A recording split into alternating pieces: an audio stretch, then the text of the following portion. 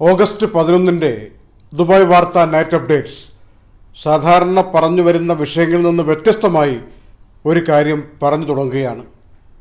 ഒരുപാട് ആളുകൾ തൊഴിലന്വേഷിച്ച് ഈ ദുബായ് എന്ന മഹാനഗരത്തിലേക്ക് വരികയാണ്. കോവിഡ് കാലഘട്ടത്തിന് മുമ്പേ എത്തിയ നിരവധി പേർ, പ്രത്യേകിച്ച് പെൺകുട്ടികൾ, പല വിധത്തിൽ ചൂഷണങ്ങൾക്ക് വിധേയമായി എന്ന കാര്യം ഞങ്ങൾ അറിയുകയാണ്. അതിനുവേണ്ടി അതിവിപുലമായൊരു റാക്കറ്റ്, മലയാളി മുതലാളി നടത്തിക്കൊണ്ടിരിക്കുന്ന റാക്കറ്റ് ഉണ്ടായെന്നും കഴിഞ്ഞ ദിവസങ്ങളിൽ സംഭവബഹുലമായ ചില ദുര്യോഗ പർവങ്ങൾ ഉണ്ടായതിൻ്റെ വെളിച്ചത്തിൽ 1, 2, 3 പേരെ ഈ വേദിയിൽ കൊണ്ടുവരികയാണ്. ഇരയാക്കപ്പെട്ട ആ പെൺകുട്ടി, അതുപോലെ ആ പെൺകുട്ടിയെ പാതിരാത്രിയിലും രക്ഷപ്പെടുത്താൻ വേണ്ടി സഹായിച്ച സന്നദ്ധ പ്രവർത്തകർ, അവരെയൊക്കെ ഈ വേദിയിൽ ഒന്ന് കൊണ്ടുവന്നിട്ട് ഇങ്ങനെയുള്ള അനുഭവങ്ങളുണ്ട് എന്ന് മറ്റുള്ളവരെ ബോധ്യപ്പെടുത്താൻ വേണ്ടി ഒന്ന് ഓർമ്മിപ്പിക്കുകയാണ്. തൽക്കാലം ഈ ലൈനിൽ വന്നിരിക്കുന്ന 3 പേരുടെയും പേരുകൾ വെളിപ്പെടുത്തുന്നില്ല. കോടതിയിലും പോലീസ് സ്റ്റേഷനുകളുമായി ഈ വിഷയങ്ങൾ നിൽക്കുന്നതുകൊണ്ട് പ്രിയപ്പെട്ട പ്രേക്ഷകരുടെ അറിവിലേക്ക് വേണ്ടി ഞങ്ങൾ 2-3 കോഡ് മാത്രം, ഒന്ന് മിസ്റ്റർ എസ് എന്നും മിസ് ആർ എന്നും മിസ്റ്റർ ഡി എന്നും 3 പേരെ ഒരു കോളിൽ ഈ ലൈനിൽ കൊണ്ടുവരികയാണ്. മിസ് ആർ കേൾക്കുന്നുണ്ടോ? കേൾക്കുന്നുണ്ട്. ഒരു ശബ്ദം കുറവാണ്. മിസ് ആർ, ശബ്ദം കുറവാണ്, കുറച്ചുകൂടി ഉച്ചത്തിൽ സംസാരിക്കണം. ഓക്കെ. എത്ര നാളായി ഇവിടെ ദുബായിൽ വന്നിട്ട്? ഞാൻ ലോക്ക്ഡൌൺ ഒരു 4 ദിവസം മുന്നേ വന്നതാണ്. മാർച്ച് 11 ഞാൻ ഇവിടെ വരുന്നത്. ഓക്കെ. സ്ഥാപനമോ ആളിന്റെ പേരോ ഒന്നും വ്യക്തമാക്കേണ്ടതില്ല, കോടതി ഇരിക്കുന്ന കേസായതുകൊണ്ട്. എന്ത് പറഞ്ഞിട്ടാണ് ഇവിടെ കൊണ്ടുവരുന്നത് മിസ് ആറിനെ? ഞാനൊരു ആയുർവേദ തെറാപ്പിസ്റ്റ് ആണ്. ആയുർവേദ സ്ഥാപനമാണ് എന്ന് പറഞ്ഞിട്ടാണ് എന്നോട് കൊണ്ടുവന്നത്. ഈ തെറാപ്പിസ്റ്റ് പഠിച്ചതാണോ? അതെ അതെ, ഞാൻ പഠിച്ചതാണ്. അപ്പോ 2 വർഷത്തെ എക്സ്പീരിയൻസ് എനിക്കുണ്ട്. അപ്പൊ അവിടുന്ന് ഞാൻ ഇങ്ങോട്ട് വന്നപ്പോ ഇവിടെ കേരളത്തിൽ അറിയപ്പെടുന്ന ഒരു ആയുർവേദ സ്ഥാപനത്തിന്റെ ബ്രാഞ്ച് ആണെന്ന് പറഞ്ഞാണ് ഇവിടെ കൊണ്ടുവന്നത്. വീട്ടിലെ അവസ്ഥ എന്താണ്? മിസ് ആറിന്റെ വീട്ടിലെ അവസ്ഥ എന്താണ്? വീട്ടിലവസ്ഥ അച്ഛനും അമ്മയൊക്കെ ഭയങ്കരമായിട്ട് പേടിച്ചിരിക്കുകയാണ്. കാരണം എനിക്കിവിടെ ഹെൽപ്പ് ചെയ്യാനായിട്ട് ആരൊന്നും ഇല്ല. എങ്ങനെയാണ് രക്ഷപ്പെട്ടത്? ഇപ്പൊ ഇത് കേട്ടുകൊണ്ട് നിൽക്കുന്ന ലൈനിൽ തന്നെയുള്ള മിസ് ആറിനെ രക്ഷപ്പെടുത്താൻ വേണ്ടി ഇടപെട്ട മിസ്റ്റർ ഡിയുമുണ്ട്, എസുമുണ്ട്. മിസ്റ്റർ എസ്, എങ്ങനെയാണ് ഈ കുട്ടി അപകടത്തിലാണ് എന്നുള്ള കാര്യം അറിയുന്നതും ഇടപെടുന്നതിന്റെ രീതിയും ഏത് സമയത്താണ് രക്ഷപ്പെടുത്തി ആ താവളത്തിൽ നിന്ന് രക്ഷപ്പെടുത്തിയെടുക്കാൻ പറ്റിയത് ഒക്കെ ഒന്ന് പറയാമോ? സാറേ, ഞാൻ ഇവിടെ ഒരു സോഷ്യൽ വർക്ക് ചെയ്ത സമയത്ത് ഞാൻ ജോലി വാങ്ങിച്ചു കൊടുക്കും. അപ്പൊ അങ്ങനെ എന്നെ ഒരു മാധ്യമത്തിൽ നിന്ന് വിളിച്ചു, ഇങ്ങനെ ഒരു കുട്ടിയുണ്ട്, ഇന്നൊരു വെറ്റിലാണ്, നമ്മുടെ നാട്ടിൽ അറിയപ്പെടുന്ന ഒരു ആയുർവേദിക്കിന്റെ പേരാണിത്. അപ്പൊ ആ പേരിലാണ് പെൺപിള്ളേരെ കൊണ്ടുവന്ന് ഇവിടെ ചീറ്റ് ചെയ്യുന്നത്. ഓക്കെ. വളരെ ചീറ്റിംഗ് ആണ്. എന്നിട്ട് ഒരാഴ്ച കൊണ്ടുവന്ന് ബോസിന്റെ കൂടെ താമസിക്കുക. ഈ വരുന്ന സാധാരണ കുട്ടികളെ ഈ ഫീൽഡിലേക്ക് തെരഞ്ഞ് മാംസക്കച്ചവടത്തിലേക്ക് കൊണ്ടുവരികയാണ്. ഈ വരുന്ന കുട്ടികളുടെ മാതാപിതാക്കൾ സാധാരണ ചെറിയ വീട്ടുകളിൽ നിന്നാണ് വരുന്നത്, ഒരു വരുമാനം ഇല്ലാത്തവരാ. അപ്പൊ അവർക്ക് ഈ ഒരു ഫീൽഡിലേക്ക് തിരിക്കുകയാണ്. അപ്പൊ എന്നെ ഒരാൾ വിളിച്ചിട്ട് പറഞ്ഞു, ഒരു മാധ്യമ പ്രവർത്തകനെ വിളിച്ചത്, ഭായി ഇന്നോലെ ഒരു കുട്ടിയുണ്ട്, ഒരു ജോലി വാങ്ങിച്ചത്. ഞാൻ പറഞ്ഞു അതിനെന്താ? അപ്പൊ ഞാൻ ഉടനെ എനിക്ക് ബയോഡേറ്റ തന്നു. ഞാൻ അങ്ങനെ ഒരു അറിയപ്പെടുന്ന DHAയുടെ അണ്ടറിലുള്ള ക്ലിനിക്കില് ഇന്റർവ്യൂ അറേഞ്ച് ചെയ്തു. ഓക്കെ ആയി. ആ സമയത്ത് തന്നെ അന്ന് വൈകിട്ട് ഈ കുട്ടിയെ ഇവര് പൂട്ടിയിട്ടു. പ്രശ്നമായി. അപ്പൊ രാത്രി അന്നേരം ഈ കുട്ടിയെ ഞാൻ കണ്ടിട്ടില്ല. അപ്പൊ എന്നെ പരിചയപ്പെടുത്തിയ മാധ്യമ പ്രവർത്തകനും അതിന്റെ ഫ്രണ്ടും കൂടെ വന്ന് രാത്രി 11:30 എന്നോട് വിളിച്ചു. ഞാൻ അതിനെന്താ ഞാൻ വരാമെന്ന് പറഞ്ഞു. ഞാൻ ചെന്നു. രാത്രി 12 മണിയായപ്പോ ദുബായ് പോലീസിനെ വരുത്തി. ദുബായ് പോലീസ് വന്നിട്ട് അയാളെ വിളിച്ചിട്ട് സംസാരിച്ചപ്പോ ഇത് ക്രോസ് മസാജും ആണ്, പിന്നെ മറ്റു രീതിയിലുള്ള രീതികളാണ്. അങ്ങനെയാണ് ഇവിടെ രക്ഷപ്പെടുത്തുന്നത്. അങ്ങനെ പോലീസ് വെച്ച് കുട്ടിയോട് വെച്ച് നിനക്ക് ആരുടെ കൂടെ പോണം. അപ്പൊ കുട്ടി പറഞ്ഞു, പിന്നോല് ഞങ്ങളുടെ കൂടെ വന്നാൽ മതി എന്ന് പറഞ്ഞു. അപ്പൊ ഈ കുട്ടിയെ കൊണ്ടുവന്നത് സ്വന്തം അമ്മയുടെ ചേച്ചിയുടെ മോളാണ്. റിലേറ്റീവ് തന്നെയാണ് കുട്ടി ഇവിടെ അറിഞ്ഞുകൊണ്ട് തന്നെയാണോ കൊണ്ടുവന്നിരിക്കുന്നത്? അറിഞ്ഞുകൊണ്ട് തന്നെയാണോ? ചീറ്റ് ചെയ്തത്. ഈ കൊച്ചു അറിഞ്ഞില്ല. ആര് കേട്ടാൽ, ഇപ്പൊ ഇനി സാറ് കേട്ടാൽ, ആ പേര് കേട്ടാൽ അറിയപ്പെടുന്ന ഒരു ആയുർവേദിക്ക് കണ്ണു അടച്ചു വരും. മനസ്സിലായി. കേരളത്തിലെ ഫേമസ് ആണത്. നല്ല അത് യഥാർത്ഥ ആയുർവേദിക് അത്. അതെ. അപ്പൊ അങ്ങനെയാണ് ദുബായ് പോലീസിനെ വരുത്തി, പോലീസാണ് ഈ കുട്ടിയെ, ഞങ്ങൾ ബന്ധക്കാരൊന്നും അല്ല, എന്നിട്ട് പോലീസിന് നിർത്തി മനസ്സിലായി. ഓക്കെ, മിസ്റ്റർ ഡി എങ്ങനെയാണ് ഈ പിക്ചറിൽ വരുന്നത്? എന്തോ ഡി മിസ്റ്റർ ഡി ഇദ്ദേഹം ഈ പിന്നെ ഡി ഉണ്ട് ഇപ്പല്ലേ, പിന്നെ ഡി പറയൂ. ഡി ഞാൻ ഈ ചാരിറ്റി പ്രവർത്തനമായിട്ട് ഈ ലോക്ക്ഡൌൺ സമയത്താണ് ഈ കുട്ടീനെ പരിചയപ്പെടുന്നത്. ഈ ഭക്ഷണവും ജോലിയൊന്നും ഇല്ലാത്ത സമയത്ത്, ഭക്ഷണത്തിനൊക്കെ ക്ഷാമുണ്ടാകുന്ന സമയത്താണ് പരിചയപ്പെട്ടത്. അപ്പൊ ഞാനൊരു സോഷ്യൽ ആണെന്ന് കണ്ടിട്ടാണ് കുറച്ച് കഴിഞ്ഞിട്ടാകുമ്പോ കുട്ടി നോർമൽ വർക്കായിരുന്നു അവിടെ സ്റ്റാർട്ടിങ്ങിൽ ഉണ്ടായിരുന്നത്, സാധാരണ ആയുർവേദിക്. പിന്നെ വീണ്ടും അവര് കസ്റ്റമറൊക്കെ വേണം, അതുകൊണ്ട് നിങ്ങൾ കുറച്ചുകൂടി കോപ്പറേറ്റ് ചെയ്യണം, സെക്സ് ഒക്കെ ചെയ്യേണ്ടി വരും എന്ന് പറഞ്ഞ് ഫോഴ്സ് ചെയ്യാൻ തുടങ്ങി. ആ സമയത്താണ് കുട്ടി ഇതിനൊന്നും ഞാൻ തയ്യാറല്ല, ഞാൻ ഇത് പറഞ്ഞിട്ടല്ല ഇവിടെ വന്നത്, അതുകൊണ്ട് എനിക്ക് മാറി ചിന്തിക്കണം എന്ന് പറഞ്ഞിട്ടാണ് എന്നെ ഇവിടെ നിന്ന് രക്ഷപ്പെടുത്താൻ പറ്റുമെന്ന് എന്റെ അടുത്ത് ചോദിച്ചത്. അങ്ങനെയാണ് ഞാൻ എസുമായി ബന്ധപ്പെടുന്നത്. പിന്നെ എന്റെ ഒരു ഫ്രണ്ടും ഉണ്ടായിരുന്നു, മതപ്രവർത്തകൻ. അപ്പം അതുവഴിയാണ് എസിനെ പരിചയപ്പെടുന്നത്. ഓക്കെ, അപ്പൊ പോലീസ് ഇടപെട്ട് ഈ ഒരു കുട്ടിയെ രക്ഷപ്പെടുത്തി നിങ്ങൾ മറ്റൊരു സ്ഥലം കാണിച്ചു കൊടുത്ത് താമസിപ്പിക്കാൻ വേണ്ടി ഏർപ്പാട് ചെയ്തു. ഇതുപോലെ മറ്റുള്ളവരുടെ അവസ്ഥ എന്താണ്? ഒരു കുട്ടിയെ, വേറൊരു കുട്ടിയെ ഒരുപാട് മർദ്ദിച്ചു എന്നുള്ളത് ഞങ്ങൾ കേട്ടു. ഈ കുട്ടീനെ രക്ഷപ്പെടുത്തിയതോടുകൂടി ബാക്കി എല്ലാവർക്കും എന്റെ നമ്പർ അറിയാൻ തുടങ്ങി. അപ്പൊ അവിടെ വീണ്ടും ഒരു പ്രശ്നം വന്നിട്ടാകുമ്പോ അവര് പറഞ്ഞു ഇതുപോലെ വീണ്ടും ഒരു കുട്ടി ചെന്നുപെട്ടിട്ടുണ്ട്, അവരെ ഈ രാത്രി 2:45 ഇതുപോലെ സെക്സ് ഒക്കെ ചെയ്യാൻ നിർബന്ധിച്ച് അവര് സമ്മതിക്കാത്തത് കൊണ്ട് അവിടെ നിന്ന് അടിയൊക്കെ ആയി, അവരെ ഹോസ്പിറ്റലിൽ അഡ്മിറ്റ് ആയി, എന്നിട്ട് അവരും പോലീസിനെ വിളിച്ചിട്ടുണ്ടെന്ന് പറഞ്ഞു.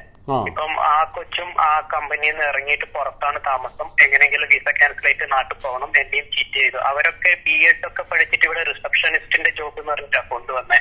ഓക്കെ, നിങ്ങൾ പറഞ്ഞ സൂചന അനുസരിച്ച്, നിങ്ങൾ കുറച്ചു മുമ്പ് പറഞ്ഞ സൂചന അനുസരിച്ച് ഞങ്ങൾ ഈ മലയാളി മുതലാളിയെ വിളിച്ചിട്ട് പറഞ്ഞു ദുബായ് വാർത്തയിൽ നിന്ന് വിളിക്കുകയാണ്, പോലീസിലും കംപ്ലൈൻ്റ് ഉണ്ട്, കോടതിയിലുമായി നിങ്ങളുടെ കാര്യം എന്ന് പറഞ്ഞ് ഈ മുതലാളിയോടൊന്ന് സംസാരിക്കാൻ ശ്രമിച്ചു.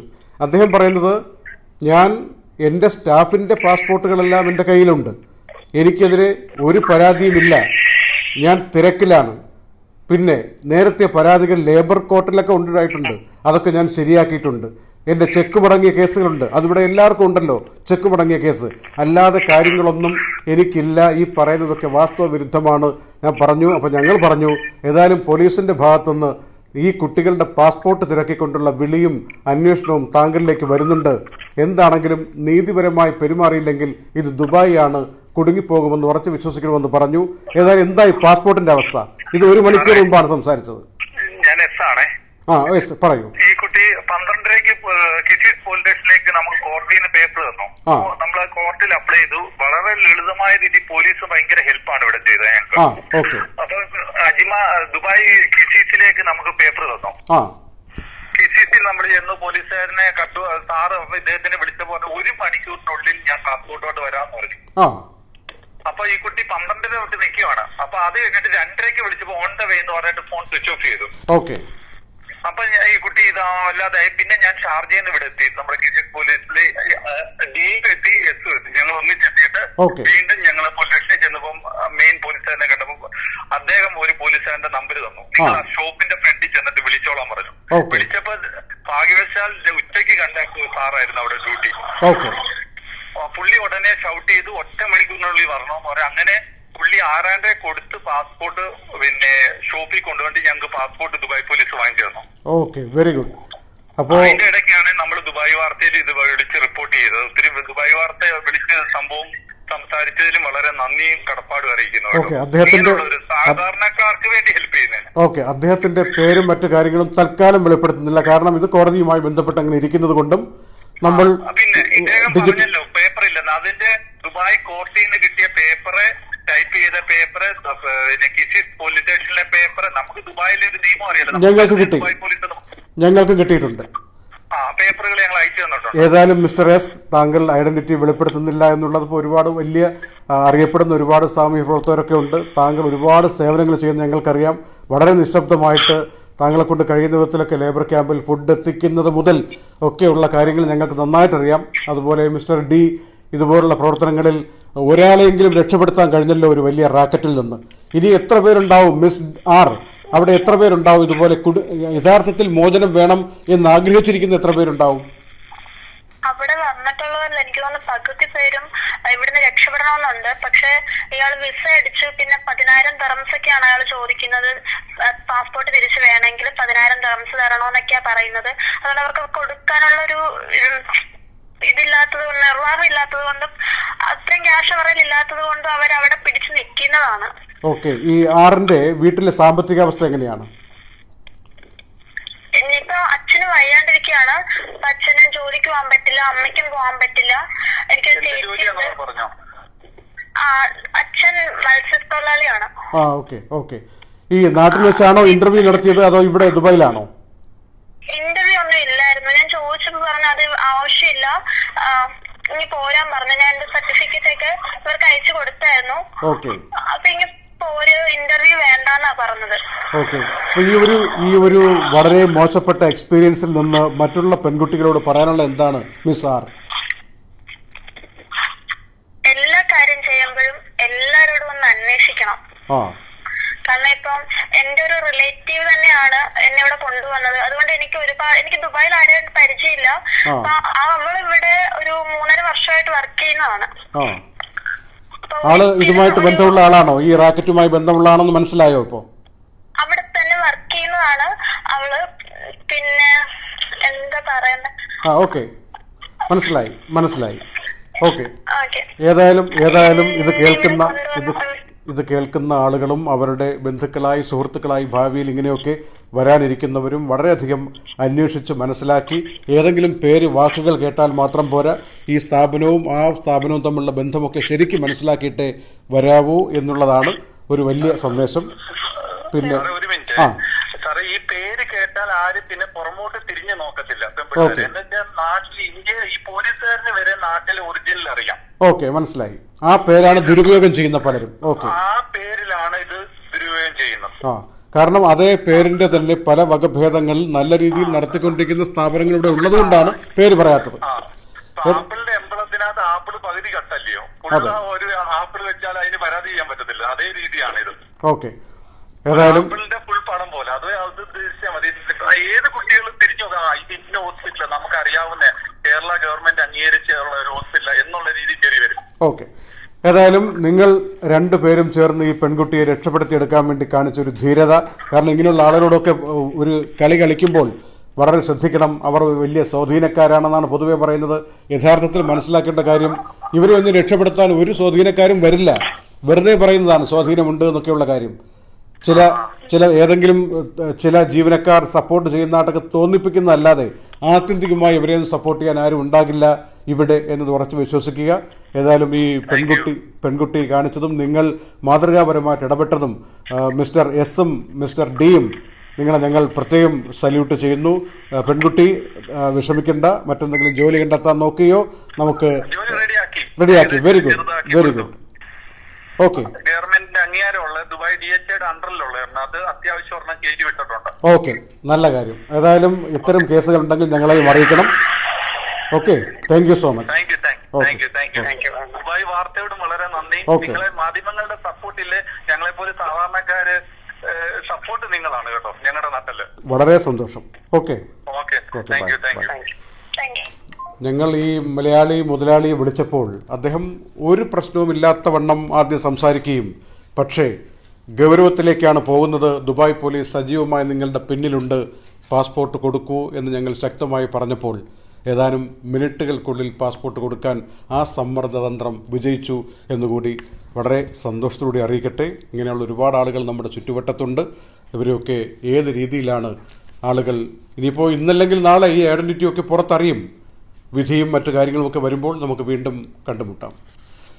500 ദിർഹത്തിൻ്റെ ഗിഫ്റ്റ് വൗച്ചർ സാധനങ്ങൾ വാങ്ങാൻ നിങ്ങൾക്ക് തരുന്നു. വീണ്ടും ഇന്ന് ഗോ ഫുഡ് എന്ന് പറയുന്ന മൊബൈൽ ആപ്ലിക്കേഷൻ. ഗോ ഫുഡിൻ്റെ ചരിത്രമറിയാം. സാധാരണക്കാരായ ഇന്ത്യൻ റെസ്റ്റോറൻറ്റുകളെ വൻകിട മൊബൈൽ ആപ്ലിക്കേഷൻസ് 30-40% കമ്മീഷൻ വാങ്ങിയിട്ട് അവർക്കൊരു ലാഭവും കിട്ടാതെ ബുദ്ധിമുട്ടി കഴിയുന്ന ഈ സാഹചര്യത്തിൽ 1-2-3% മാത്രം ഡെലിവറി ചെയ്തുകൊണ്ട് പോകാൻ വേണ്ടി അസോസിയേഷൻ പോലെ രൂപീകൃതമായിട്ടുള്ള ഇന്ത്യൻ റെസ്റ്റോറൻറ്റുകളുടെ ഒരു പ്രസ്ഥാനമാണ് ഗോ ഫുഡ് എന്ന് പറയുന്ന ആപ്പ്. നിങ്ങൾ ചെയ്യേണ്ടത് @ദുബായ് വാർത്ത ഗോ ഫുഡ് എന്നെഴുതി നിങ്ങളുടെ ഒരു നിങ്ങളുടെ പേരോടുകൂടി ഇപ്പോൾ തന്നെ കമൻറ്റ് ബോക്സിലിടൂ. 500 ദിർഹത്തിൻ്റെതാണ്. കഴിഞ്ഞ ദിവസത്തെ വിജയം ഞങ്ങൾ പ്രഖ്യാപിച്ചിരുന്നു. അതുപോലെ ഇത് 2ാമത്തെ ദിവസമാണ് ഗോ ഫുഡ് 500 ദിർഹവുമായി നമ്മുടെ മുന്നിലേക്ക് വരുന്നത്. അവർക്ക് എല്ലാവിധ വിജയവും ഉണ്ടാകട്ടെ. ഏതായാലും ICA പെർമിറ്റ് ഇല്ലാതെ അബുദാബിയിൽ വന്നിറങ്ങാമെന്ന് ഇന്നലെ പറഞ്ഞ സൂചന ശരിവെച്ചുകൊണ്ട് നമ്മുടെ എയർ ഇന്ത്യ എക്സ്പ്രസും മുന്നോട്ട് വന്നിട്ടുണ്ട്. കഴിഞ്ഞ ദിവസം പാകിസ്ഥാൻ എയർലൈൻസ് ആണല്ലോ പറഞ്ഞത്, ഒരു സൂചന പോലെ ഞങ്ങൾക്കൊരു അപ്രൂവൽ കിട്ടിയിട്ടുണ്ട്, ICA വേണ്ട. അപ്പോൾ മറ്റുള്ള പല വിമാന കമ്പനികളും അതേക്കുറിച്ചൊന്നും പറഞ്ഞിട്ടില്ല, ഔദ്യോഗികമായിട്ടുള്ള വിവരം വന്നിട്ടില്ല എന്ന് ഞങ്ങളും പറഞ്ഞു. സൂചന മാത്രമായിട്ടാണ് വന്നിരിക്കുന്നത്. ഇങ്ങനെ PIA പറഞ്ഞ കാര്യമാണ് നമ്മുടെ മുന്നിലുള്ളത്. അപ്പോൾ ഒന്ന് ശരിയാക്കിയിട്ട് കുറച്ചുകൂടി അന്വേഷിച്ചിട്ട് ഇട്ടുകൂടായിരുന്നു എന്നൊക്കെ ചോദിച്ച് കമൻറ്റ് വന്ന സാഹചര്യങ്ങളുണ്ട്. ഞങ്ങളതൊക്കെ കണ്ടില്ല കേട്ടില്ല എന്ന് വിചാരിച്ചങ്ങ് ക്ഷമിച്ചു. ഏതായാലും എയർ ഇന്ത്യ എക്സ്പ്രസ് ഇന്ന് അല്പം വൈകിയാണെങ്കിലും പ്രഖ്യാപനം നടത്തിയിട്ടുണ്ട്. ICA ഇല്ലാതെ അബുദാബിയിൽ വന്നിറങ്ങാം എന്ന് പറഞ്ഞിട്ടുണ്ട്. പക്ഷേ PCR ടെസ്റ്റ് വേണം, 96 മണിക്കൂറിൻ്റെ ഇടയിൽ എടുത്തിരിക്കുന്നതാവണം എന്ന് പറഞ്ഞിട്ടുണ്ട്. എന്നാൽ ഷാർജ ദുബായിൽ ഇപ്പോഴും ICA വേണം. അതായത് ദുബായിലാണെങ്കിൽ GDRFA പെർമിറ്റ് വേണം. അതും ഒരുപക്ഷെ അടുത്ത ദിവസങ്ങളിൽ എന്തെങ്കിലും മാറ്റം വരുമോ വരില്ലയോ നമുക്കറിയില്ല. അടുത്ത ദിവസം വരെ നമുക്ക് നോക്കിയിരിക്കാം. നാട്ടിൽ നിന്നിപ്പോൾ ഇങ്ങോട്ട് വരാൻ വിസിറ്റ് വിസക്കാർക്ക് വരാം, വാലിഡായിട്ടുള്ള റെസിഡൻസ് വിസയുള്ളവർക്ക് വരാം, വാലിഡായിട്ടുള്ള എംപ്ലോയ്മെൻറ്റ് വിസയുള്ളവർക്ക് വരാം. വിസിറ്റ് വിസക്കാർക്കാണെങ്കിൽ GDRFAയും ICAയും ഒന്നും വേണ്ട. എല്ലാവർക്കും PCR ടെസ്റ്റ് വേണം. ഇത്തരം കാര്യങ്ങളൊക്കെ ഒന്ന് അറിഞ്ഞിരിക്കണം. ആവശ്യം പോലെ ഫ്ലൈറ്റുകൾ കണ്ണൂരിൽ നിന്നും കോഴിക്കോട്ടു നിന്നും കൊച്ചിയിൽ നിന്നും തിരുവനന്തപുരത്തു നിന്നുമൊക്കെ ഫ്ലൈ ദുബായ് അനൗൺസ് ചെയ്തിട്ടുള്ള ഫ്ലൈറ്റുകൾ നിരവധിയാണ്. നാളെ മുതൽ ഓഗസ്റ്റ് 12, 13, 14, 15, 16 ഇങ്ങനെ ലിസ്റ്റ് പോവുകയാണ്. കണ്ണൂരിൽ നിന്ന് 475 ദിർഹത്തിന് തുല്യമായിട്ടുള്ള കാശ് കൊടുത്താൽ ദുബായിലെത്താം. കോഴിക്കോട്ട് നിന്ന് 550, കൊച്ചിയിൽ നിന്ന് 450, തിരുവനന്തപുരത്തു നിന്ന് 650 എന്നിങ്ങനെ വിവിധ കാറ്റഗറി പ്രൈസുകൾ നിശ്ചയിക്കപ്പെട്ടിട്ടുണ്ട്. എയർ അറേബ്യ പറഞ്ഞിരിക്കുന്ന സ്കീം കൂടി അറിയണം. UAE-ലേക്കുള്ള പാക്കേജ് റിട്ടേൺ ടിക്കറ്റും വിസയും അടക്കം 1200 ദിർഹത്തിനാണ് കൊടുക്കുന്നത്. 23,999 രൂപ എന്നാണ് എയർ അറേബ്യ പറഞ്ഞിരിക്കുന്നത്. 1 രൂപ അങ്ങ് വിട്ടുപോയിട്ടുണ്ട്. 24,000-ന് 1 രൂപയുടെ കുറവുണ്ട്. 1200 ദിർഹം എന്ന് കൂട്ടിക്കോളൂ. അത്രയും ദിർഹത്തിൻ്റെ തുല്യമായിട്ട് റിട്ടേൺ ടിക്കറ്റ് അടക്കമുള്ള വിസിറ്റ് വിസ അടക്കമുള്ള സംവിധാനം ഏർപ്പാടാക്കിക്കൊണ്ടാണ് വരുന്നത് എന്ന് എയർ അറേബ്യ അനൗൺസ് ചെയ്തിട്ടുണ്ട്. അതുപോലെ ധാരാളം ഫ്ലൈറ്റ് ഉണ്ട്. വലിയ കാശ് കൊടുത്തെടുക്കാൻ നിൽക്കേണ്ട. PCR ടെസ്റ്റ് എടുക്കുക, കയറി വരിക. അബുദാബിയിലാണ് വരുന്നതെങ്കിൽ ICA അപ്ലൈ ചെയ്യാൻ പോലും വേണ്ട. പിന്നെ വിസിറ്റ് വിസക്കാർക്കും മറ്റും മാർച്ച് 1-ന് ശേഷം എക്സ്പയറി ആയവർക്കും 1 മാസത്തേക്ക് ഇന്നലെ നീട്ടിക്കൊടുത്ത കാര്യം സന്തോഷ വർത്തമാനം എല്ലാവരും അറിഞ്ഞിട്ടുണ്ട്. ഇതിനിടയിൽ ഒരുപാട് ആളുകൾ പുതുക്കാൻ വേണ്ടി കൊടുത്തിട്ടുണ്ട്. എങ്കിലും ഒരു ആശ്വാസം 1 മാസത്തേക്ക് കിട്ടിയല്ലോ. അവസാന നിമിഷം 1 ദിവസം കഴിഞ്ഞിട്ട് പുതുക്കാമെന്നിരുന്ന ആയിരങ്ങളുണ്ട്. അവർക്കൊക്കെ വലിയ ആശ്വാസമായി. പുതുക്കാത്തത് മറ്റൊന്നും കൊണ്ടല്ല, കാശില്ലാഞ്ഞിട്ടാണ്. പോകാത്തത് മറ്റൊന്നും കൊണ്ടല്ല. ഇന്ന് ദേര ട്രാവൽസിലെ സുധീഷ് പത്രത്തിൽ പറഞ്ഞൊരു കമൻറ്റ് അദ്ദേഹത്തിൻ്റെ ശ്രദ്ധയിൽപ്പെട്ടത് പറയുകയാണ്. ഈ 2 വിഭാഗം ആളുകൾ, ഒന്ന് നാട്ടിൽ പോകാതെ വീണ്ടും കടിച്ചു പിടിച്ചെങ്കിൽ ഇവിടെ നിൽക്കുന്നവർ, 2 വിസ പുതുക്കാതെ ഇല്ലീഗലാകുമോ ആകില്ലയോ എന്ന് പേടിച്ച് ടെൻഷനുമായി കഴിഞ്ഞവർ. ഈ ടെൻഷൻ അവർ അനുഭവിച്ചതും പോകാതിരുന്നതും സുധീഷ് പറയുന്നു അത് മറ്റൊന്നും കൊണ്ടല്ല, കാശില്ലാത്തത് കൊണ്ടാണ്. നിരവധി പേരുടെ അനുഭവങ്ങളാണ് കണ്ടുകൊണ്ടിരിക്കുന്നതെന്ന് അദ്ദേഹം ഒരു ട്രാവൽ ഏജൻസി നടത്തുന്നയാളെന്ന രൂപത്തിൽ അദ്ദേഹം പറയുകയാണ്.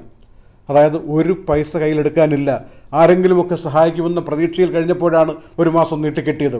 ഞങ്ങൾ ആദ്യമേ ഒരു ട്വിറ്റർ മെസ്സേജിനെ വെച്ചുകൊണ്ട് എല്ലാ ദിവസവും പറയുമായിരുന്നു ICAയുടെ അറിയിപ്പ് പ്രകാരം ഓഗസ്റ്റ് 11-ന് ശേഷമുള്ള 1 മാസം ഗ്രേസ് പീരീഡ് ഉണ്ടെന്നും ദുബായിലെ കാര്യം വ്യക്തമാക്കിയിട്ടില്ലെന്നും അബുദാബിയിലത് പറഞ്ഞിട്ടുണ്ടെന്നും അല്ലെങ്കിൽ UAEയുടെ മൊത്തത്തിലുള്ള ദുബായ് ഒഴികെയുള്ളത് പറഞ്ഞിട്ടുണ്ടെന്നും ഒക്കെ പലവട്ടം പറഞ്ഞുകൊണ്ടേയിരുന്നു. അങ്ങനെ പറയുന്നതിന് ഞങ്ങൾക്ക് പ്രോട്ടോകോൾ കിട്ടിയില്ല, പ്രൊസീജിയർ കിട്ടിയില്ല, നിങ്ങൾ എന്താണ് ഈ പറയുന്നതെന്ന് ചോദിച്ചുകൊണ്ട് കുറ്റപ്പെടുത്തിയവരുമുണ്ട്. ഞങ്ങൾ ഔദ്യോഗികമായി കിട്ടുന്ന സൂചനകളും അറിയിപ്പുകളും അപ്പോൾ നമ്മുടെ വീട്ടിൽ പറയുന്നത് പോലെ നിങ്ങളിലേക്ക് എത്തിക്കുന്നൊരു ദൗത്യം മാത്രമാണ് ഏറ്റെടുത്തിരിക്കുന്നത്. അതിൽ എപ്പോഴൊക്കെ മാറ്റങ്ങൾ ഔപചാരികമായിട്ട് വരുന്നുണ്ടോ അപ്പോഴൊക്കെ അറിയിക്കുന്നുമുണ്ട്. അത് മാറ്റം വരുന്നില്ല എന്നാണെങ്കിൽ ആ വിഷയത്തിൽ കൂടുതൽ ഇൻഫർമേഷൻ കിട്ടിയിട്ടില്ല എന്നാണെങ്കിൽ ഇൻഫർമേഷൻ കിട്ടിയിട്ടില്ല, ഇതാണ് സ്റ്റാറ്റസ് കോ എന്ന് പറഞ്ഞുകൊണ്ടും അപ്പോഴുള്ള കാര്യം അറിയിക്കാനാണ് ദുബായ് വാർത്ത ശ്രദ്ധിക്കുന്നത് എന്ന കാര്യം വിനയപുരസ്സരം ഓർമ്മിപ്പിക്കുന്നു. ഇപ്പോൾ ചോദ്യങ്ങൾ വരുന്നത്, നാട്ടിൽ പോയിട്ട് വിസ എക്സ്പയറി ആയിപ്പോയ ആയിരക്കണക്കിന് ആളുകൾ, അവരുടെ ടെൻഷൻ ചെറുതൊന്നുമല്ല. തിരിച്ചു വരാൻ പറ്റുമോ, ജോലി കിട്ടുമോ? പലരെയും ഫോണിലൂടെ തൊഴിൽ ഉടമകൾ മൊഴി ചൊല്ലുകയാണ്. അവർ പറയുന്നു, ഇനിയിപ്പോൾ 4-5 മാസം കഴിഞ്ഞു, 5-6 മാസമായി താങ്കളുടെ സർവീസ് ഇവിടെ ആവശ്യമില്ല, ഞങ്ങളിവിടെ നിന്ന് തൽക്കാലം ചില ആളുകളെ പാർട്ട് ടൈമായിട്ടൊക്കെ വെച്ചിട്ട് പരിഹരിക്കപ്പെടുകയാണ്, കമ്പനി പ്രശ്നമാണ് എന്നൊക്കെ പറഞ്ഞുകൊണ്ട് ഫോണിലൂടെ തന്നെ ഇനി വരേണ്ടതില്ല, വരാൻ നിങ്ങൾക്ക് വേറെ വല്ല ജോലിയും അന്വേഷിച്ചോളൂ എന്നൊക്കെ പറഞ്ഞ് ഓരോരുത്തരെ ഒഴിവാക്കിക്കൊണ്ടിരിക്കുന്ന ഒരു സമീപനം ഇപ്പോഴുണ്ട്. പക്ഷേ ഒരു കാര്യം മനസ്സിലാക്കണം, നാട്ടിലായിപ്പോയി, കോവിഡായിപ്പോയി, ഫ്ലൈറ്റ് ഇല്ലാതായിപ്പോയി, വരാൻ പറ്റാത്ത സാഹചര്യത്തിൽ പെട്ടുപോയി എന്ന് കരുതിയിട്ട് ഒരു ജീവനക്കാരൻ്റെ അവകാശങ്ങൾ നിഷേധിക്കുന്ന രൂപത്തിലേക്ക് പോകരുത്. ഉള്ളത് നല്ല വാക്ക് പറഞ്ഞ് സമാധാനിപ്പിച്ച് ഉള്ളത് കൊടുത്തുകൊണ്ട് അദ്ദേഹത്തെ കൂടെ കൂട്ടാൻ പറ്റുമോ എന്നാലോചിക്കേണ്ട സമയമാണിത്. ജോലി ഒരുപാട് പരിമിതികളിലേക്ക് ഇറങ്ങി വന്നാണ് ലോകം മുഴുവനുള്ള ജീവനക്കാരും ഇപ്പോൾ സഹകരിക്കുന്നത്. 100 ദിർഹം ശമ്പളം കിട്ടിയിരുന്നയാൾ 50 ദിർഹത്തിനും ജോലി ചെയ്യാൻ ഈ പ്രത്യേക ഘട്ടത്തിൽ തയ്യാറാണോ എന്നെങ്കിലും ഒന്ന് ചോദിക്കാനുള്ള അവസരം ഈ തൊഴിലുടമകൾ സ്വീകരിക്കണം. അവർക്ക് വരാൻ വേണ്ടിയുള്ള അവസരം ഇതുവരെ പറഞ്ഞിരിക്കുന്നത് ശ്രദ്ധയോടെ മനസ്സിലാക്കുക, എല്ലാ സുഹൃത്തുക്കളെയും അറിയിക്കുക. എപ്പോഴാണോ ഈ ഒരു റിപ്പാട്രിയേഷൻ്റെ സ്കീം, എയർ ബബിൾ സ്കീം ഒന്ന് തീരുന്നത്, മിക്കവാറും ഓഗസ്റ്റ് 31 കൂട്ടിക്കോളൂ. നിലവിലുള്ള രീതി അനുസരിച്ച് ഓഗസ്റ്റ് 31 രാത്രി 11:59 വരെ എയർ ബബിൾ സ്കീമാണ്. 2 രാജ്യങ്ങളും തമ്മിലുള്ള കരാർ അനുസരിച്ചുള്ള വിമാനങ്ങൾ അങ്ങോട്ടും ഇങ്ങോട്ടും പറക്കുന്നതാണ് വ്യവസ്ഥ. UAEയുടെ വിമാന കമ്പനികൾ നാട്ടിൽ പോയി ആളെ എടുത്തു വരാം, ഇന്ത്യയുടെ വിമാന കമ്പനികൾ UAEയിൽ വന്നിട്ട് ആളെ എടുത്തു വരാം, അങ്ങോട്ടും ഇങ്ങോട്ടും രണ്ടുപേർക്കും കൊണ്ടുപോകാം എന്നൊക്കെ പറയുന്ന സാഹചര്യം അവസാനിച്ചിട്ട് സാധാരണ ഷെഡ്യൂൾഡ് സിസ്റ്റം വെച്ചുകൊണ്ടുള്ള ഫ്ലൈറ്റുകൾ ഓപ്പറേറ്റ് ചെയ്യപ്പെടുന്ന ഒരു കാലം വരും. സെപ്റ്റംബർ 1 പ്രതീക്ഷിക്കുന്ന ദിവസമാണത്. അങ്ങനെ ഒരു കാലം വന്നാൽ പിന്നീട് UAE പറയും, ICA പറയും, ഒരു നിശ്ചിത ദിവസത്തിനുള്ളിൽ എക്സ്പയറിയായ വിസക്കാർക്ക് ഇവിടെ ഇറങ്ങാനുള്ള അനുവാദം കൊടുക്കുമെന്ന് അന്ന് പറഞ്ഞിട്ടുണ്ട്. ജൂലൈ 10 പറഞ്ഞിട്ടുണ്ട്. അതിൽ മാറ്റം ഇതുവരെ വരുത്തിയിട്ടില്ല എന്ന് തിരിച്ചറിയുക, സമാധാനമായിട്ടിരിക്കുക. ജൂലൈ 10 വന്ന അറിയിപ്പിൽ വ്യക്തമാക്കിയത് ഇതാണ്. എന്നാണോ സാധാരണ റെഗുലർ ഫ്ലൈറ്റുകൾ പുനഃസ്ഥാപിക്കപ്പെടുന്നത് അന്ന് മുതൽ നിശ്ചിത വിൻഡോ, സമയം തരും ആളുകൾക്ക് തിരിച്ചു വരാൻ, എക്സ്പയറിയായ ആളുകൾക്ക്. ഇവിടെ വന്നിറങ്ങിയിട്ട് 30 ദിവസത്തിനുള്ളിൽ, 1 മാസത്തിനുള്ളിൽ അവർക്ക് വിസ പുതുക്കാൻ പറ്റും. അതിനുള്ള സൗകര്യം ചെയ്തു കൊടുക്കും. തൊഴിലുടമ വിസ കൊടുക്കാൻ തയ്യാറാണ് എന്നുള്ള കാര്യം അറിയിച്ചിരിക്കണം, ബോധിപ്പിച്ചിരിക്കണം എന്നുള്ള കാര്യം പറഞ്ഞിരുന്നു. ഇടയ്ക്ക് ദുബായിലേക്ക് വരുന്നവർക്ക് ഞങ്ങൾ ഏറ്റെടുത്തുകൊള്ളാമെന്നുള്ളൊരു കമ്പനി ലെറ്റർ കൊടുക്കണമെന്ന് പറഞ്ഞിരുന്നു. നല്ല കാര്യമാണ്. ഞങ്ങൾ ഏറ്റെടുത്തുകൊള്ളാം, ഒരാൾ വന്നിട്ട് വഴിയാധാരമാകില്ല എന്നൊരു കമ്പനി പറയുന്ന സമീപനമുണ്ടായിരുന്നു. അതുകൊണ്ട് സമാധാനമായിട്ടിരിക്കാൻ വേണ്ടിയാണ് ഇത്തരം കാര്യങ്ങൾ വളരെ പ്രാധാന്യത്തിൽ സൂചിപ്പിക്കുന്നത്. ഇതുവരെ പറഞ്ഞിരിക്കുന്ന കാര്യങ്ങൾ അങ്ങനെയാണ്. എക്സ്പയറി ആയി എന്ന് കരുതിയിട്ട് UAE നിങ്ങളെ ഉപേക്ഷിക്കില്ല എന്നാണ് ജൂലൈ 10 പറഞ്ഞതിൻ്റെ സാരം എന്ന് മലയാളത്തിൽ മനസ്സിലാക്കുക. ഷാർജയിലെ പ്രൈവറ്റ് സ്കൂളുകൾക്ക് വേണമെങ്കിൽ 100% ഓൺലൈൻ കുട്ടികൾക്ക് തിരഞ്ഞെടുക്കാം എന്ന അവസ്ഥയിലേക്ക് ഇപ്പോൾ SPEA എന്ന അതോറിറ്റി എത്തിയിരിക്കുകയാണ്. ഏതായാലും ഫസ്റ്റ് ഫേസിൽ, 1ാം ഘട്ടത്തിൽ ഈ റീഓപ്പൺ ചെയ്ത് 1ാം ഘട്ടത്തിൽ ഓൺലൈൻ ആയിരിക്കും 100% എന്ന കാര്യത്തിൽ കുട്ടിക്ക് തീരുമാനമെടുക്കാനുള്ള അവകാശം കൊടുത്തിട്ടുണ്ട്. ഒരുപാട് രക്ഷകർത്താക്കൾക്ക് ആശങ്കയുണ്ട് എന്ന് മനസ്സിലാക്കിയാണ് ദുബായിലും അബുദാബിയിലും പറഞ്ഞ അതേ പദ്ധതി തന്നെ മുന്നോട്ട് പോകുന്നത്. ദുബായിലെ ഹയർ എഡ്യൂക്കേഷൻ്റെ കാര്യത്തിൽ യൂണിവേഴ്സിറ്റികളിൽ ഒക്കെയും ലേണിംഗ് ആയിരിക്കും, ഓൺലൈൻ ലേണിംഗ് ആയിരിക്കും സാധ്യത എന്ന മട്ടിൽ എല്ലാ ഹോസ്റ്റലുകളും കാര്യങ്ങളുമൊക്കെ ശരിയാക്കിയിടുന്നുണ്ടെങ്കിലും പല യൂണിവേഴ്സിറ്റികളും പറയുന്നുണ്ട് മിക്കവാറും ഓൺലൈൻ സംവിധാനത്തിലേക്ക് തന്നെയാണ് പോകേണ്ടി വരിക എന്നുള്ളത് കൂടി വ്യക്തമാക്കിയിട്ടുണ്ട്. അതുകൊണ്ട് അത്തരം കാര്യങ്ങളും നന്നായി അറിഞ്ഞിരിക്കുക. ഫുജൈറയിൽ പ്രവാസികൾക്കും സൗജന്യമായിട്ട് പോയി PCR ടെസ്റ്റ് നടത്താം. ബിദിയയിലും മസാഫിയിലും 2 സെൻ്ററുകൾ സ്റ്റാർട്ട് ചെയ്തിട്ടുണ്ട്. ഫുജൈറ ഭരണാധികാരി സൈനസ് Sheikh Hamad bin Mohammed Al ഷർക്കിയുടെ പ്രത്യേക നിർദ്ദേശപ്രകാരമാണ് ഇങ്ങനെ ഫ്രീ ആയിട്ടുള്ള ടെസ്റ്റ് നടത്താൻ വേണ്ടി മുന്നോട്ട് വന്നിരിക്കുന്നത്. ഒരു കിസൈസിലെ ഒരു വെയർഹൗസിൽ നിന്ന് മാസ്കും കുറേ നട്ട്സും മോഷ്ടിച്ചുകൊണ്ടുപോയി 1,67,000 ദിർഹത്തിൻ്റെ സാധനങ്ങൾ ഏഷ്യക്കാരായ 4 പേർ ഒരു കാറിൽ വന്നു. പക്ഷേ CCTV ഉള്ള കാര്യമൊന്നും ഇവർ നോക്കുന്നതേയില്ല. കൃത്യമായിട്ട് കാറിൽ നിന്നിറങ്ങിപ്പോയി പൂട്ട് പൊളിച്ച് വെയർഹൗസിൽ നിന്ന് സാധനങ്ങൾ എടുത്ത് ഷാർജയിൽ പല ഭാഗത്ത് കൊണ്ടുപോയി വിറ്റു.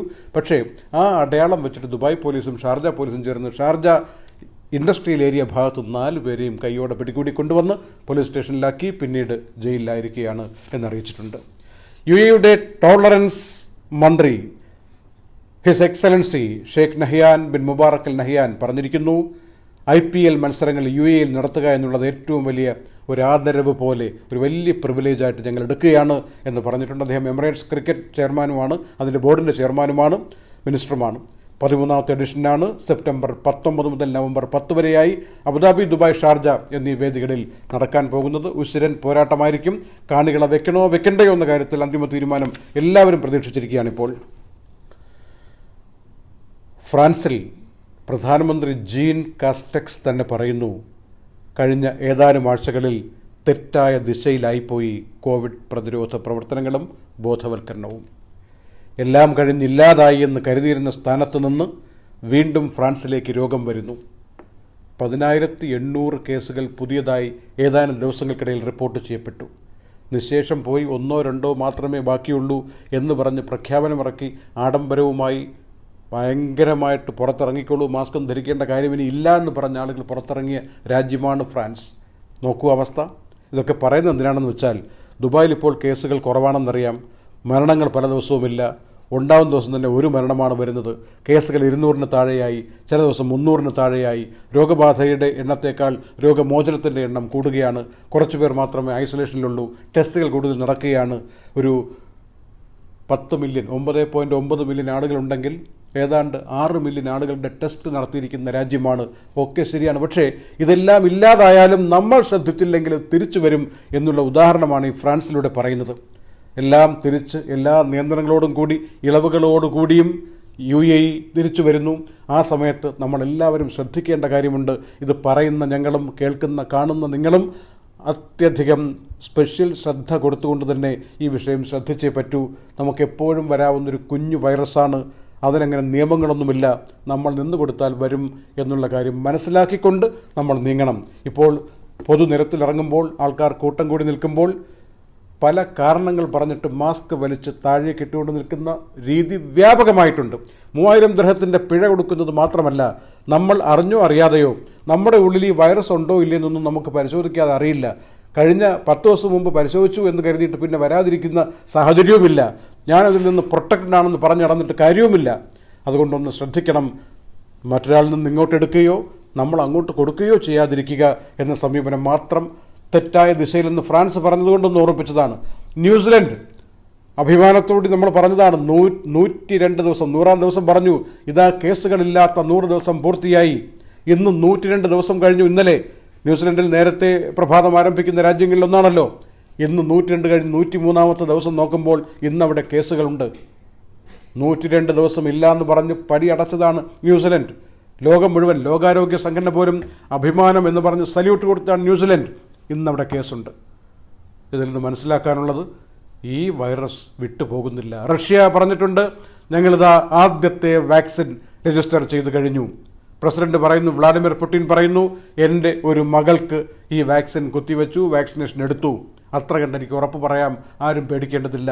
പക്ഷേ റഷ്യയിലെ വൈറസിൻ്റെ അതേ സ്ട്രെയിൻ തന്നെയാണോ സൗദിയിലും UAE-ലും ഒമാനിലും ബഹ്റൈനിലും കുവൈറ്റിലുമൊക്കെ ഉള്ളത്, നമ്മൾ ഖത്തറിലുമൊക്കെ ഉള്ളത് നമ്മളൊന്ന് ചിന്തിക്കണം. അതുതന്നെയല്ല ഇന്ത്യയിലുള്ളത്. ഇന്ത്യയിൽ തന്നെ പല ജാതി വൈറസായി മാറിക്കഴിഞ്ഞിരിക്കുന്നു. ഓരോ മാസം കഴിയുന്തോറും മ്യൂട്ടേഷന് വിധേയമായിട്ട് ഇതിൻ്റെ സ്വഭാവത്തിലും ഇതിൻ്റെ ജനിതക ഘടകത്തിലും വ്യത്യാസം വരുന്നു. ഒരു വാക്സിൻ കൊണ്ടുവന്നിട്ട് മറ്റൊരെണ്ണത്തിനെ കൊല്ലാൻ പറ്റുന്നതല്ല എന്ന കാര്യങ്ങളൊക്കെ തിരിച്ചറിഞ്ഞതിൻ്റെ വാക്സിൻ്റെ പരിമിതി മനസ്സിലാക്കി മുന്നോട്ട് നീങ്ങണമെന്ന കാര്യം ഓർപ്പിക്കുന്നു. ഒപ്പം ഗോ ഫുഡിൻ്റെ 500 ദിർഹത്തിൻ്റെ ഗിഫ്റ്റ് വൗച്ചർ സ്വന്തമാക്കാൻ, ഗ്രോസറി സാധനങ്ങൾ വാങ്ങാനുള്ള അവസരം കളയേണ്ടതില്ല. ഗോ ഫുഡ് എന്നെഴുതി @ദുബായ് വാർത്ത എന്നെഴുതി നിങ്ങളുടെ പേരോടുകൂടി ഇപ്പോൾ തന്നെ ഇൻബോക്സിലേക്കിടൂ. 23.4 ലക്ഷം രോഗബാധിതർ ഇന്ത്യയിൽ. ഇന്നും 57,873 കേസ്. ഇത് പറയുന്ന നേരം ലോകത്തിൽ ഏറ്റവും കൂടുതൽ കേസുകളുള്ളത് എവിടെ എന്ന് ഈ ഓഗസ്റ്റ് 11 ചോദിച്ചാൽ അത് ഇന്ത്യയിൽ. ഏറ്റവും കൂടുതൽ മരണം ഇന്ന് നടന്നിരിക്കുന്നത് എവിടെ എന്ന് ചോദിച്ചാൽ അത് ഇന്ത്യയിൽ. 2,03,89,000 ആളുകൾക്ക് ആഗോളാടിസ്ഥാനത്തിൽ ഈ രോഗബാധ, ഈ വൈറസ് കൊണ്ടുവന്നതിൽ 7,41,700-ലധികം ആളുകൾ നമ്മെ വിട്ടു പിരിഞ്ഞു പോയി. വലിയൊരു സംഖ്യയാണ്. വർഷം പറഞ്ഞൊന്നാകാൻ പോവുകയാണ്. ഒക്ടോബറിൽ വുഹാനിൽ കണ്ടു എന്നൊക്കെ പറഞ്ഞു തുടങ്ങി, നവംബറിൽ ഉറപ്പിച്ചു എന്ന് സൂചിപ്പിച്ചു, ഡിസംബറിൽ പ്രഖ്യാപനം നടത്തി, ജനുവരിയിൽ വ്യാപകമായി എന്നിങ്ങനെ പറഞ്ഞു വരുമ്പോൾ കഴിഞ്ഞ ഒക്ടോബർ, ഇപ്പോഴിതാ ഓഗസ്റ്റ് പകുതിയാവുന്നു, സെപ്റ്റംബർ കഴിഞ്ഞാൽ വീണ്ടും ഒക്ടോബർ ആവുന്നു. ഒരു വർഷമാവും ഈ ഒരു ചെറിയ വൈറസ് താണ്ഡവം ആടാൻ തുടങ്ങിയിട്ട് ഇപ്പോഴും വിട്ടുമാറിപ്പോയിട്ടില്ല. പക്ഷേ ഞങ്ങൾ പറയുന്നൊരു കാര്യം, കഴിഞ്ഞ 5 ദിവസമായി റിപ്പോർട്ടും ലിസ്റ്റും നോക്കുമ്പോൾ അഭിമാനകരമായി പറയേണ്ട ഒരു കാര്യമുണ്ട്. അതങ്ങനെ തന്നെ ഒന്ന് പോകട്ടെ എന്ന് എല്ലാവരും പ്രാർത്ഥിക്കണം. കഴിഞ്ഞ 5 ദിവസമായി മരണം കുറഞ്ഞു വരുന്നു, കേസുകളും കുറഞ്ഞു വരുന്നു. അതിനു മുമ്പ് കത്തിജ്വലിച്ച് കയറിപ്പോയതാണ്. ഓഗസ്റ്റ് 6-ന് 6452 മരണം റിപ്പോർട്ട് ചെയ്യപ്പെട്ടു. 7-ാം തീയതി 6444, 8-ാം തീയതി 5624, 9-ാം തീയതി 4813, 10-ാം തീയതി 4580. ഈ 5 ദിവസവും കുറഞ്ഞു വരികയാണ്. ഇന്നും കുറയുമെന്നതിൻ്റെ ഒരു ലക്ഷണമുണ്ട് ഇതുവരെ. എങ്കിലും ഒരു നെക്ക് ടു നെക്ക് എന്ന രൂപത്തിൽ നിൽക്കുകയാണ്. എങ്ങനെയെങ്കിലും 4580 താഴെ വന്നാൽ തുടർച്ചയായി 6 ദിവസം എന്ന് പറഞ്ഞ് ഒന്ന് അഭിമാനിക്കാൻ പറ്റുന്ന, ആശ്വസിക്കാൻ പറ്റുന്ന, ഒരല്പം സന്തോഷത്തിൻ്റെ വെളിച്ചം കിട്ടുന്നൊരു സാഹചര്യമാകും.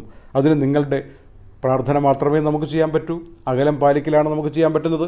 ഈ പട്ടികയിൽ വരാതിരിക്കാൻ വേണ്ടി നമ്മളെക്കൊണ്ട് കഴിയുന്ന, അതാണ് ഹിസ് ഹൈനസ് ഷേഖ് മുഹമ്മദ് പറഞ്ഞത്, ബി റെസ്പോൺസിബിൾ. ഓരോരുത്തരും സ്വയം ഉത്തരവാദിത്വമുള്ളവരായി മാറണം എന്ന കാര്യം എല്ലാവരും പറഞ്ഞിരിക്കുന്ന കാര്യം എല്ലാവരും ഒന്ന് സ്വീകരിക്കണം.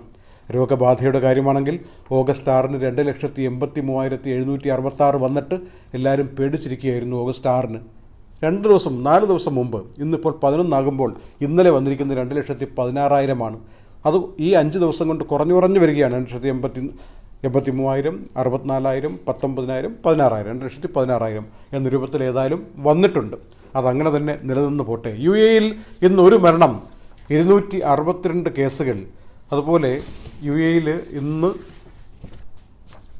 262 കേസുകൾ വന്നിട്ട് കഴിഞ്ഞ ദിവസങ്ങളിൽ നിന്നൊക്കെ വ്യത്യസ്തമായി, ഇതാണ് പറഞ്ഞത് നേരത്തെ, ഇങ്ങനെയൊക്കെ മാറ്റങ്ങൾ വരാം. ഇന്ന് രോഗമോചനം ഉണ്ടായിരിക്കുന്നത് 195 പേർക്കാണ്. നമ്പർ കുറവാണ്. അതൊരു പേടിപ്പെടുത്തുന്ന സാഹചര്യമാണ്. അതിന് നമ്മൾ വളരെ ശ്രദ്ധയോടെ എടുക്കണം. ഒരു ദിവസമെങ്കിലും രോഗബാധയേക്കാൾ കുറവായിട്ട് രോഗമോചനത്തിൻ്റെ എണ്ണം വന്നെങ്കിൽ നമ്മളതിനെ വളരെ ഗൗരവത്തിൽ നിന്ന് എടുക്കണം എന്നതിന് വേണ്ടി സൂചിപ്പിച്ചതാണ്. മരണസംഖ്യ UAE-യിൽ 358 ചെറിയ നമ്പറല്ല, 358 മരണങ്ങൾ സംഭവിച്ചിരിക്കുന്നു. സൗദി അറേബ്യയിൽ 34 മരണം, ഖത്തറിൽ നിന്ന് മരണമില്ല, ഒമാനിൽ 12, കുവൈറ്റിൽ 4, UAE-യിൽ 1 പറഞ്ഞു, ബഹ്റിനിൽ 2 പേർ എന്നിങ്ങനെയാണ് മരണസംഖ്യ മുന്നോട്ട് പോകുന്നത്.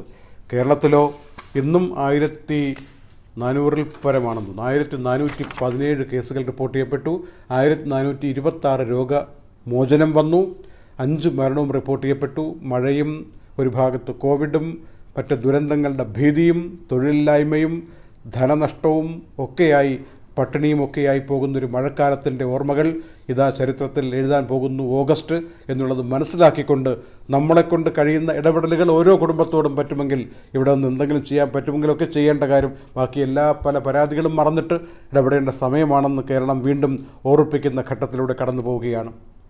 ആ കണക്കുകളിൽ നമ്മളാരും എത്തപ്പെടാതിരിക്കട്ടെ. നമ്മുടെ മുൻ രാഷ്ട്രപതി പ്രണബ് കുമാർ മുഖർജി ഈ കോവിഡ് രോഗബാധയാൽ അതീവ ബുദ്ധിമുട്ടിലൂടെ വെന്റിലേറ്ററിലൂടെ കടന്നു പോവുകയാണെന്നും സ്ഥിതി ഗുരുതരമാണെന്നുമുള്ള റിപ്പോർട്ടുകളാണ് ഡൽഹിയിൽ നിന്ന് വന്നുകൊണ്ടിരിക്കുന്നത്. അദ്ദേഹത്തിന് പെട്ടെന്ന് സുഖം പ്രാപിക്കാനുള്ള സാഹചര്യം ഉണ്ടാകട്ടെ എന്ന് ആശംസിക്കുന്നു. 3479 ആളുകൾ ഇന്ന് ഇത് പറയുന്ന നേരം മരിച്ചിട്ടുണ്ട് എന്നുള്ളത് പേടിപ്പെടുത്തുന്നൊരു കണക്ക് തന്നെയാണ്. കഴിഞ്ഞ ദിവസങ്ങളിൽ കുറഞ്ഞു വന്ന ആ ഒരു മരണസംഖ്യയിലെ കുറവ് ഇന്നും നാളെയും മറ്റന്നാളും ഒക്കെ പ്രകടമായി ഈ വൈറസിനെ കെട്ടുകെട്ടിക്കാനുള്ളൊരു ഘട്ടം ആയി എന്ന് പറയാനുള്ള ഇടവരട്ടെ എന്ന് പ്രാർത്ഥിച്ചുകൊണ്ടും, ഒപ്പം സൂചിപ്പിക്കാനുള്ളൊരു കാര്യം, നാട്ടിൽ പോയ പല പ്രഗത്ഭരായിട്ടുള്ള ജീവനക്കാരും തിരിച്ചു വരാത്തതുകൊണ്ട് ഒരുപാട് വേക്കൻസികൾ ഓരോ സ്ഥാപനങ്ങളിലും UAE-യിലുണ്ട് എന്ന് മനസ്സിലാക്കണമെന്നും, ഇപ്പോൾ ആളുകൾ തിരിച്ചു വരുന്ന സാഹചര്യം തുടങ്ങിയിട്ടുണ്ട് എന്നുള്ളത് കൊണ്ട് തന്നെ പെട്ടെന്ന് കിട്ടുന്ന ജോലിക്ക് കയറാൻ വേണ്ടി ഓരോരുത്തർ ശ്രമിക്കണമെന്ന് ഓർമ്മിപ്പിച്ചുകൊണ്ടും, തൊഴിലവസരങ്ങളുടെ ഒരു വലിയ പട ഉണ്ടാകുമെന്നും അതിൽ പേടിച്ചു പോകണ്ടെന്നും ഒന്ന് ഓർമ്മിപ്പിച്ചുകൊണ്ട് ഇന്നത്തെ നൈറ്റ് അപ്ഡേറ്റ് സമാപിക്കുന്നു. നന്ദി, നമസ്കാരം.